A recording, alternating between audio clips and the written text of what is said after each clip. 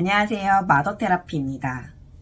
청소년 시기에 있는 아이들, 즉 관계 적응기나 자아 형성기에 있는 미성년 아이들은 가정에서 보호를 받으면서 인생을 살아가면서 가장 중요한 기초를 만들어 가게 됩니다. 또 성인이 되어서 자아 실현을 하며 행복하게 살아갈 때 필요한 기본적인 지식이나 이제 인성, 대인관계 등을 이제 또 학교를 통해서 배워 나가게 됩니다. 네, 학교에는 누가 있을까요? 바로 선생님이 계시죠.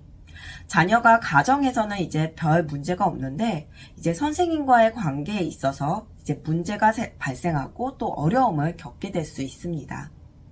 자녀가 13세 미만인 이제 관계 적응기의 경우에는 인간관계 적응에 관련돼서 있기 때문에 이때에는 딱히 어떤 것이 되었는지 정확하게는 알 수는 없지만 자녀가 이제 선생님이 싫으면 이제 싫은 선생님이 계셔서 학교에 가기 싫어지고 또 학교가 싫어집니다.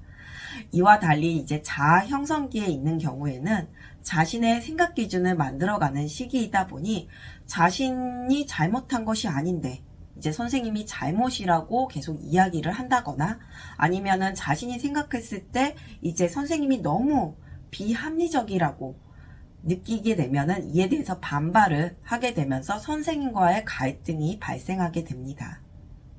즉, 자아 형성기에는 그 무엇보다도 자기 생각이 중요합니다. 자기 생각이 이제 선생님의 생각과 달라서 합리적으로 이해가 되지 않게 되면 반발을 하게 되는 것입니다.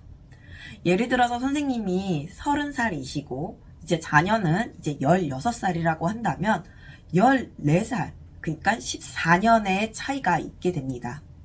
선생님은 이미 자아를 형성해서 이제 자아 실현 중이고 자녀는 이제서야 막 이제 자신의 자아를 이제 형성해 나가는 그런 과정에 있게 됩니다. 그래서 선생님은 30년의 데이터를 가지고서는 이제 이야기를 하지만 우리 자녀는 어떤가요? 16년의 데이터를 가지고 이야기를 하게 되다 보니까 서로 같지 않겠죠. 결국 자신의 생각 기준에 없는 것을 이제 선생님의 기준으로 강요를 하게 되면 반발을 하게 되는 것입니다. 이렇게 자아 형성기에 있는 자녀가 이제 선생님과의 문제가 생겨서 엄마한테 이야기를 합니다. 엄마. 나 도대체 선생님이 이해가 안 돼. 어떻게 그렇게 할 수가 있어? 이렇게 얘기했을 때 엄마가 선생님이 괜히 그랬겠어? 그렇게 할 이유가 있겠지. 선생님 말 들어.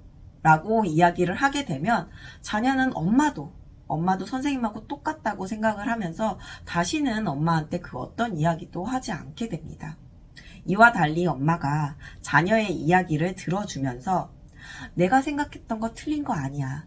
맞아. 네 기준에서는 그게 맞아.